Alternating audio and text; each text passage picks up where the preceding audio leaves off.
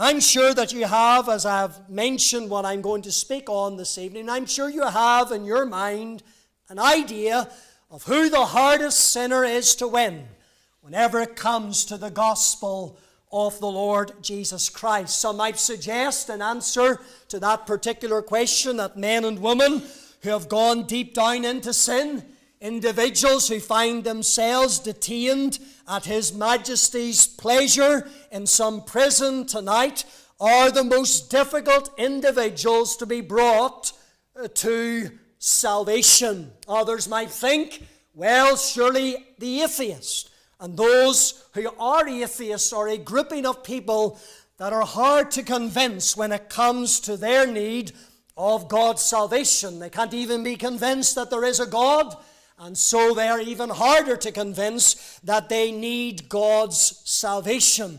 And then there are others, and they would say, well, those people who come from the world of academia, those who are highly educated, individuals with letters in front of their names and letters behind their names, well, they're the hardest individuals and people to win whenever it comes to the gospel. Then others would suggest those who have money, those who are wealthy, people of wealth.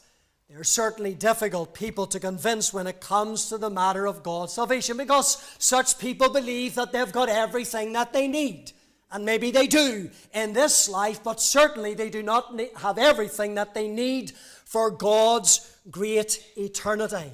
If truth be told, ladies and gentlemen, all men and women are hard nuts to crack whenever it comes to the matter of God's salvation, because all enter this world dead in trespasses and in sins. That is how Paul tells us and speaks of the man, the woman who enters this world in their natural state. They are born in trespasses and in sins. All enter this world spiritually dead. But having said that, I believe that there is a grouping of people that are the hardest of all to bring to salvation.